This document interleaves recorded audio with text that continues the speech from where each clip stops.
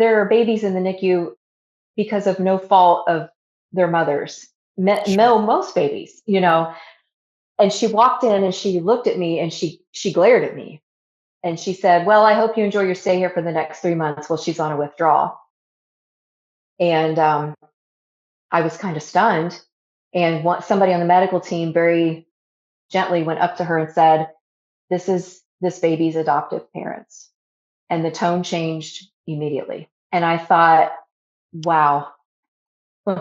I felt such accusation and blame when she walked in, and kind of that was the tone that was set. We weren't feeling that towards Meredith's birth mother at all. This is NICU Babies Parent Support with Kathryn Whitaker, a podcast from Hand to Hold, a national nonprofit that provides free personalized support, resources, and community before, during, and after a NICU stay. My conversations here focus on education and personal stories with medical and hospital professionals, counselors, therapists, and NICU moms and dads from across the country. So whether you're preparing for a NICU stay, you're currently there, or you're months and years past your stay, you belong here. The NICU is hard. We're here to help. I'm your host, Kathryn Whitaker, the mom of 6 children, including my very own NICU baby, and I'm so grateful that you're here. Howdy, everybody. Welcome back to the podcast. Sometimes I get the chance to introduce you to people that I've known for a very long time, and today that is the case. Shannon and I met a million years ago, but really just a couple of years ago. No, I'm kidding. It was probably 30. I'm gonna tell you briefly how old we were. It was probably 30 years ago-ish.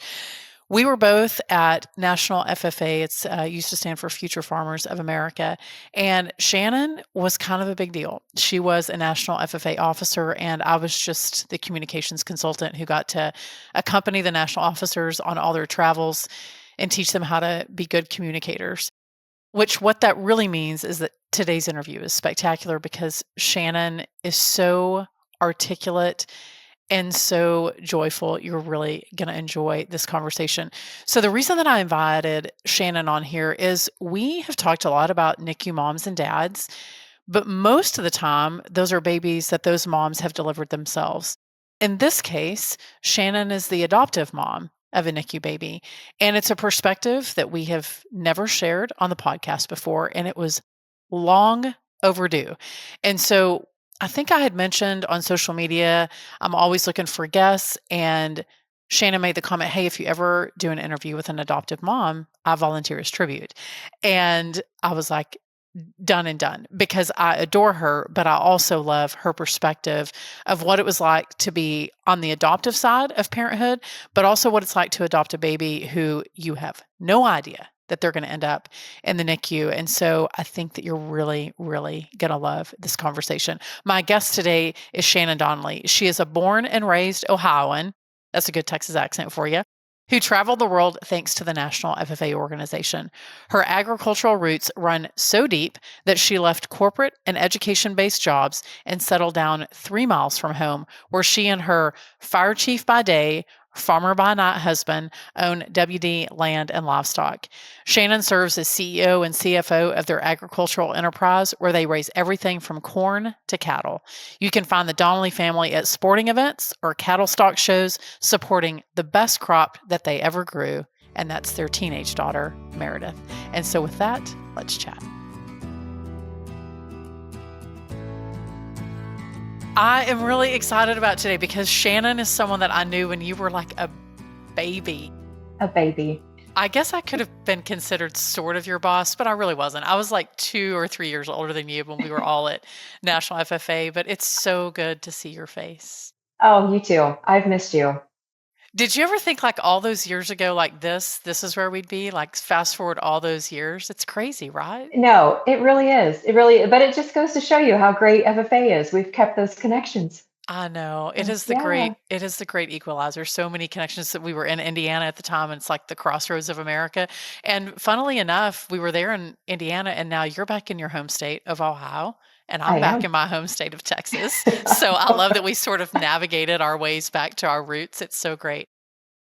I am grateful that you're here because a lot of times we talk to NICU moms and dads who birthed their own NICU babies, and we don't often get the chance to talk to parents of adopted babies. And so I think, Shannon, I want to go back all the way to like when you first got married. So let's go all the way back. I won't say what year that is. We'll go all the way back because you're just like 25. So we're going to Yes. go all the way back to when you were first married. Like, what did you guys envision your family being? Like, what were your goals and aspirations back when y'all got married? What your family might look like? Well, honestly, we weren't sure we would stay in Ohio. I was working for John Deere and traveling a lot. And my husband had aspirations to be a full time firefighter. And those just didn't mesh because he knew he would have to sacrifice a career. So we had a hard conversation. And it kind of came down to we figured when we had kids, I would be the one that would be the one that would stay home. And, what did we want that to look like, especially with his career? Where he's on call 24 hours a day and physically at a fire station 24 hours a day. We needed a parent that had a more stable job and one that was much less, I guess, mobile. So we decided we're going to kind of stick around here. We both have family in the area and still do. So I transitioned to be an educator, and we wanted to wait at least 5 years. And in that time, we were able to restore an old farmhouse on the family farm and welcome lots of little people in our family, and we were kind of getting the bug. Around 2008, 2009, we thought, okay, maybe it's time, but it just wasn't happening for us. And so we had adopted people on both sides of our family, and we thought that was kind of the natural next step because we had friends that went through IVF and spent tens of thousands of dollars and still didn't have a baby to hold. And we thought we'll spend tens of thousands of dollars and eventually have a baby. So, Shannon, I want to pause for a second and go back to the infertility struggle because I don't think that it's an easy one. We had secondary infertility for a year, Mm. and I got I say a tiny glimpse into what that feels like, but certainly not to the extent that you've experienced. I think people might appreciate hearing some perspective on how you made peace with that and how you were able to say, okay, so we're going to close that door and we're going to move forward. I think that may be a difficult thing for a lot of people to walk through, and I want you to share with people sort of how you found your way through all of that.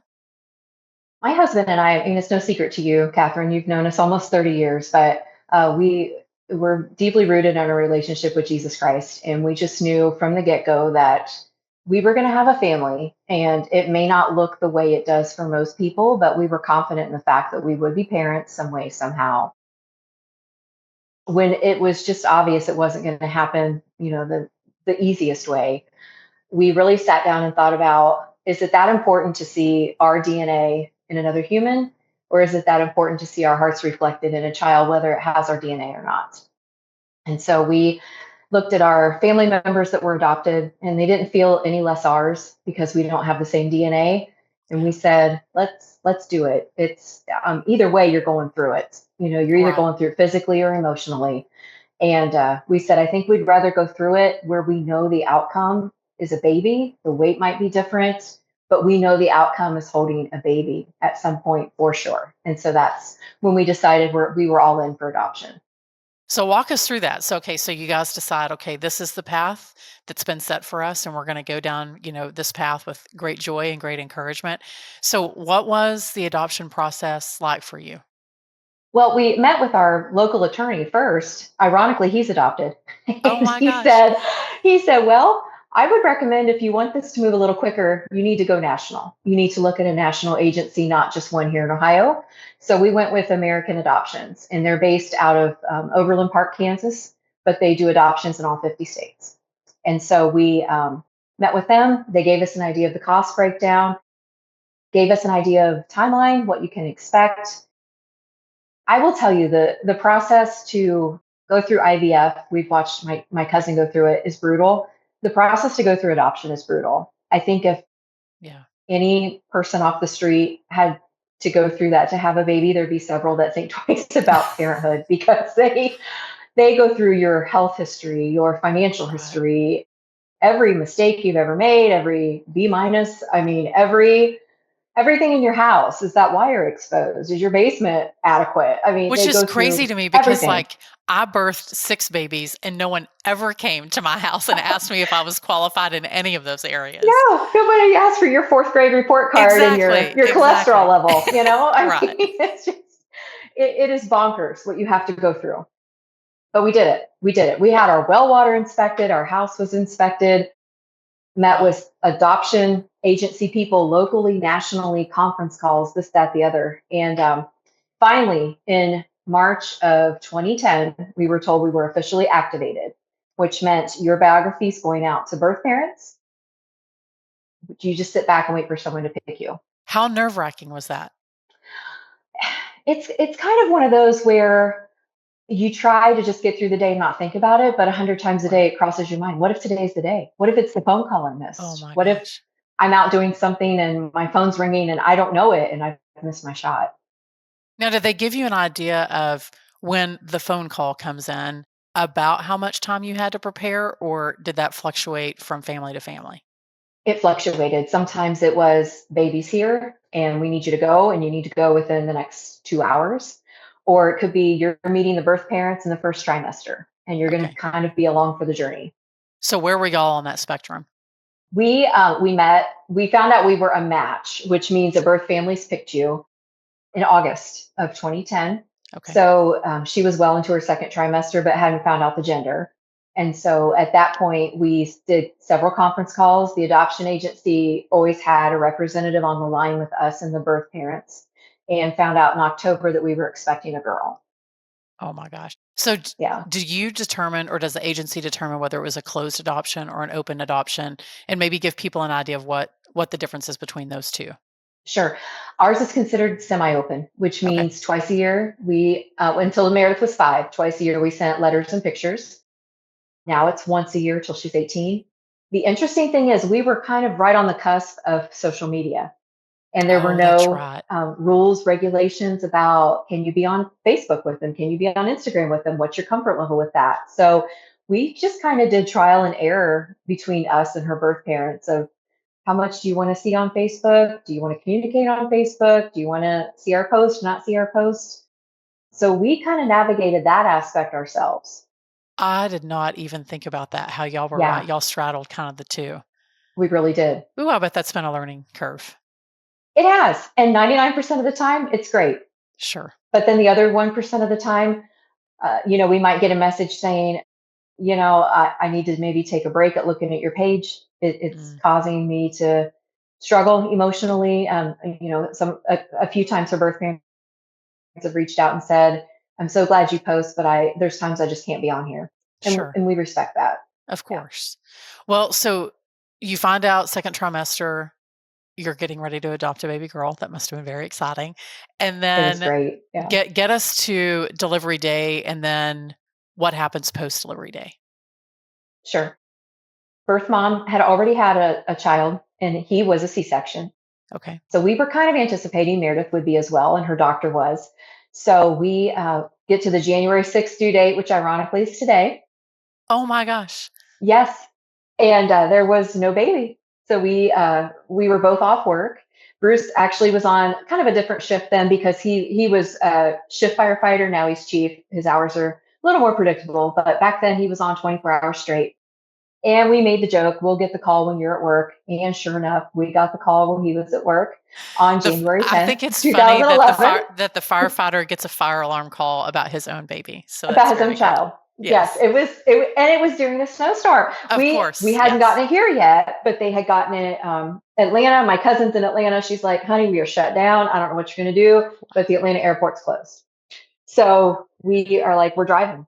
We're driving. And so it took about 3 hours to get everybody contained. My parents luckily lived up the road. They were able to take care of the dog and the cat and see ya. Basically, we packed for Wow. a non-return date because with adoption, you can't return home until they legally tell you you can.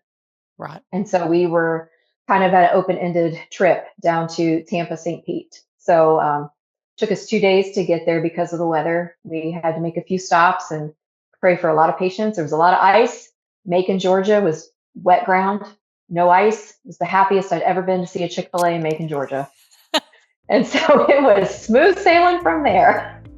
This podcast is produced by Hand to Hold, a national nonprofit, but we're more than simply a podcast. Be sure to download our app in the Apple Store or on Google Play, or you can visit our website to discover all the ways that we can support you as a NICU parent at handtohold.org.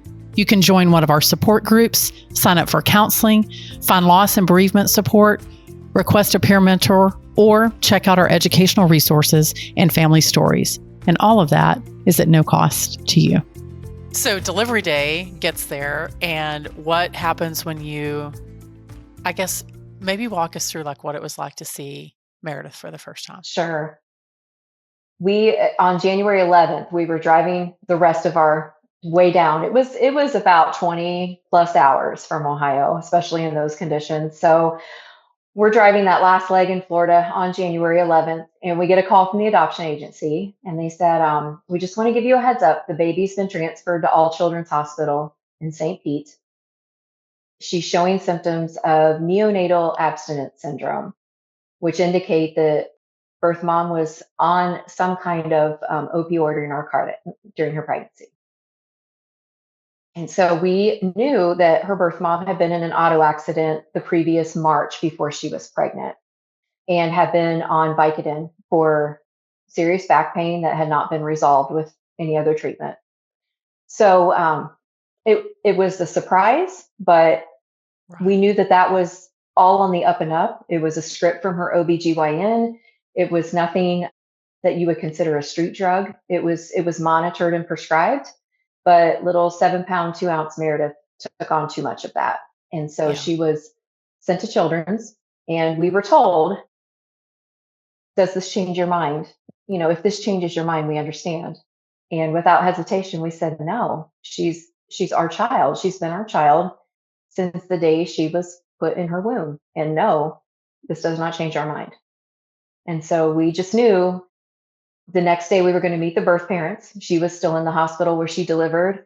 And we just knew that was our primary focus. We knew Meredith was in good hands, but we weren't going to be allowed to see her until they had run all of the protocol testing on the baby and the birth mom, just to make sure there was nothing going on that would require family services to step in. Yeah. Did the thought ever cross your mind, Shannon, like, yes, we know that we're all in on this baby no matter what happens, but did you ever think like this might be way more than what we signed up for? This may be more than maybe I'm prepared for? We did. But we also, that was a fleeting thought, honestly, because we were just confident that God equipped us for that. We were as confident as we could be. Nobody expects the NICU, as you well know. Nobody. Or even if you do, that. it's never what you think it is. It's never what you think it is. And so we just kind of took a breath and said, somehow we've got this. I don't know what it's going to look like, but I had a background as an intervention specialist, which is the new term for special education teacher. And I thought, well, I've worked with students that had a lot of issues because of several reasons when they were born, birth injuries, traumatic brain injuries. And I thought, I kind of feel like I've seen a lot of things thrown my way. I think we got this. And I knew I'd be staying home with her full time. So I was like, I guess we're going to do like every other family that finds themselves in the NICU. We're going to take it minute by minute, and we're just going to believe that we got it. And you're going to find your new normal. I know that's sort of been the theme all season, is like finding your new normal. So what day is she when y'all finally get to lay eyes on her and hold her? She is day 3 of life, as they say in the NICU, day 3 of life, which was my 34th birthday. Oh. Yeah. You can't top that gift, right? Yeah, I know. You can't top that gift. Yeah. Yep. Oh, man. So how long does she stay in the NICU? She was there 17 days, and she was on a baseline morphine withdrawal for those 17 days. They never had to increase her dose. She was able to decrease dosage, progress beautifully during that time. So other than the withdrawal, and I don't mean to minimize that because I know that was a big thing, did she have any other complications, or was that the primary reason that put her there and they were trying to work through that? That was the only reason she was there. So we had thank God, the healthiest baby in the NICU. It's nice to be the healthiest baby in the NICU. I remember I It met a is. couple of parents, and a couple of them had full-term babies that maybe swallowed meconium or something like that, and they were the biggest babies in the NICU, and they were doing great, and they flew out of there in a few days. But I always looked at them because they would sort of apologize, like, "Oh, we were only here for 17 days," and I said, "Yeah, but you were still here Right. for 17 days. So no matter whether it's one day that you spend in the NICU or 300 plus days in the NICU, it's still a stay in the NICU. It's still a really hard place to be." It So really is. y'all were out of town, you're Mhm. out of towners coming in. Did you have any idea how long she was going to be in there? And then what did it look like getting this post NICU baby back home to Oh halfway across my. the country? Well, an interesting story. We met with her medical team the second day that we had her, so the 14th of January. So she was 4 days old. And this was a different NICU physician that we met with that day. And I will say this because there are babies in the NICU because of no fault of their mothers. Sure. Most babies, And she walked in and she looked at me and she glared at me and she said, "Well, I hope you enjoy your stay here for the next 3 months." Well, she's on a withdrawal, and I was kind of stunned. And somebody on the medical team very gently went up to her and said, "This is this baby's adoptive parents." And the tone changed immediately. Wow. And I thought, wow. I felt such accusation and blame when she walked in, and kind of that was the tone that was set. And that was the first and last time we ever saw that specific physician, Thank goodness that was the last time you saw that physician. because we weren't feeling that towards Meredith's birth mother at all. Right. We weren't pointing fingers or playing the blame game. We weren't. I mean, it Right. happened. You couldn't undo it. We just had to fix it. Yeah, it is your present reality. And so Yeah. instead of going back, you have to say, here's where we are now and how do we move forward? Right. Ooh, maybe that was a lesson for her and how to approach a patient differently the next time. We like to think that would I be the hope. case. Yeah. Yes. Yes. So you bring Meredith home, and then Yep. what does life look like then, all those years ago, and then what does life look like now? Sure. We ended up staying in Florida until February 3rd. That's when we were given the green light. You can travel home. So luckily we had a little bit of family in Florida. We had friends of the family visiting their daughter in Fort Myers. So they drove over for the day. And my husband's mom had an aunt that lived maybe 10 minutes from where we stayed. We stayed in a very beachy condo, very Golden Girls. It was fabulous. We loved it. And we took walks on the beach with the baby, You're and like, all maybe these we should people move would, here. maybe we should just live here. It's fine. We don't need to go home. So people would stop the baby. We'd be pushing her on, her little buggy on the beach, and people would stop and admire her. And it was really kind of a fun ease into parenthood. But we were getting pretty homesick. Yeah. Because of the NICU curveball, nobody flew down. The initial plan was my Oh, right. mom and my aunt would fly down, and Bruce's mom and some family was planning to come. And then you're in the NICU. There's only two people on earth that are approved to see her. What are you guys going to do all day? Because we're sitting with this baby for 10 to 12 hours a day. Right. So we kind of put a halt to anybody's travel plans. So we came home. It was the weekend, I think, of February 5th and 6th. And we came home to a giant stork in our yard. My cousin Oh. had a stork that he made out of wood. And with each baby born in the family, he would go and put it in that baby's yard and put the color of blanket, blue for boy and pink for Oh. girl, and leave it up for a few weeks so passerbys could know that the stork visited that particular house. So we came home to the stork and about 30 family members, and had so much help those first few weeks. It was a relatively easy transition until Bruce went back to work. And I think just having a newborn, knowing your spouse is gone 24 hours at a time, you're terrified. I was so Sure. scared those first several nights that he was gone that amount of time. But Yeah. Meredith hit all of her milestones. She developed perfectly fine. Like I said, never been a good sleeper, even at almost 14. Never been a good sleeper, but it doesn't seem to bother her. You're like, it'd be great if you slept just a A touch little more. I mean, bit, maybe just a little bit. she's one of those kids that will hit it later, or maybe she's just one of those people. She's not like my mom, like just doesn't really need that much sleep. So you just never know. Yeah.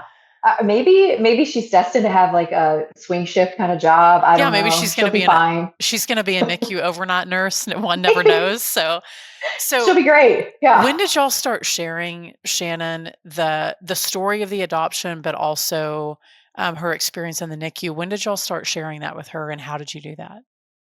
When she was probably 2, we would look through baby books, and she would ask questions about why were there wires on my tummy. Mm. And I said, well, because birth mommy had too much medicine and you got some of that medicine. And then she said, was I bad? And I said, no, honey, you were still in her tummy. You didn't do anything wrong. It just happened. It was just something that happened, but they fixed it. So she knew from a little age that she was adopted. We've never kept that from her because very dear person in our family is adopted. She's in her 50s and she doesn't have all the details, even in her 50s. And I talked to her about it. How would you handle it? She said, please just be honest with her. And so we have. And so she's seen pictures of her birth parents and her birth grandma and knows where they live and knows about her 2 half siblings. And I've told her, Bruce and I both said, when you're 18 and you've graduated, if you want to reach out, reach out. Have as much of a relationship with them as you want. Right. So Shannon, if there's a NICU mom or dad that's listening to this and they're feeling maybe a little overwhelmed, they're in a similar situation, they've adopted a baby and maybe they know, hey, this baby is destined for the NICU, or maybe it was a surprise, like we thought everything was going great and now we find ourselves in the NICU. What would 2025 Shannon say to 2011 Shannon about that process? I think the first thing I would say is don't underestimate your baby, because we were told things might be different. They said she might, she might need to be on an IEP. She might have some learning struggles. She might be easily agitated or show ADHD symptoms. All these things I watched out for several years, along with her primary care doctor, and none of that came to pass.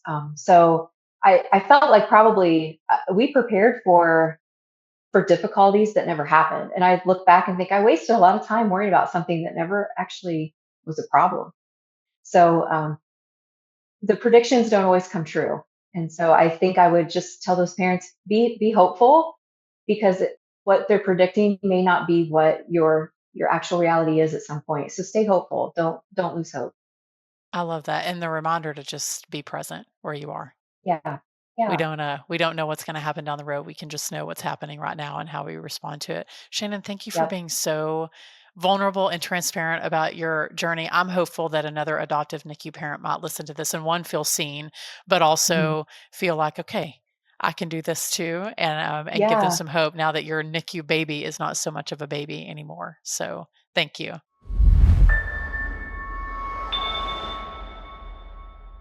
Sometimes when I re-listen to the interview to give my 2-minute take, there's a word that comes to mind. And absolutely the word that comes to mind today is acceptance. I mean, first of all, I love that we had a mom who was on the adoption side of parenthood. It's a perspective that we've never offered before. And I'm so grateful that Shannon was so gracious with her time to give us a little bit of a glimpse into what their experience was like, how quick and not quick it happened, and then how unexpectedly they learned that their adoptive baby was in the neonatal intensive care unit.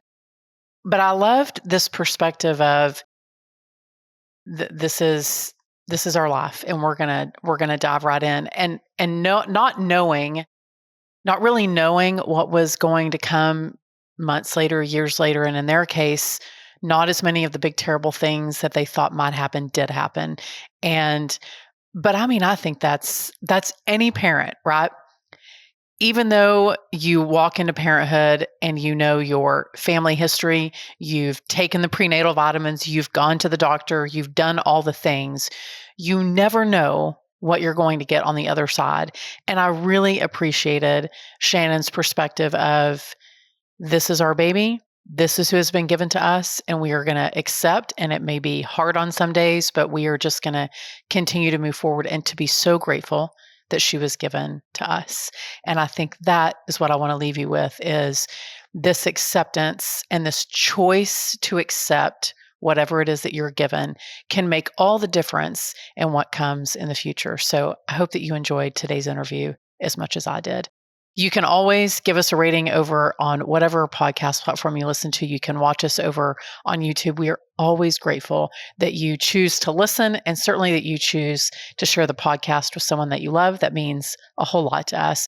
We have a few more really great episodes coming in the season of Finding Your New Normal. And next week is no exception. This is a little bit about what you're going to hear next time on the podcast. So I'm in the ultrasound room and I can see the screen and it's like, something doesn't look right. And the technician goes, "Oh, I see 1, 2, 3." And she, as she was counting, when she counted past 2, I was like, no way is this. It was so unbelievable. My doctor, once when we went over she looked at the ultrasound with me. She was like, "Okay, we need to call your Jonathan right now." And so we called Jonathan, had him on speakerphone, and she's like she said, laughing and crying, and then goes, "We're having quadruplets." And so we joke around a lot. We're both into jokes, and I'm like, that's not really a funny joke, and that's also just kind of just so out there. And I'm like, "Are you serious?" And she's like, "Yep." And she's still kind of laughing and crying, and I'm like, "Well, no, but you said quadruplets, so I don't think you're serious, because there's no way." Right. And then her doctor got on the phone and said, "This is Dr. Hernandez, which we know her pretty well. It's like, this is a very high risk pregnancy," and just starts going through like, "Here's the things that you guys need to start really thinking about now." And she was just very direct, and she's just a wonderful person. It was like, here are the things you start doing. Typically, people don't let folks know in their first trimester that they're expecting. You guys should, so people can start praying for you.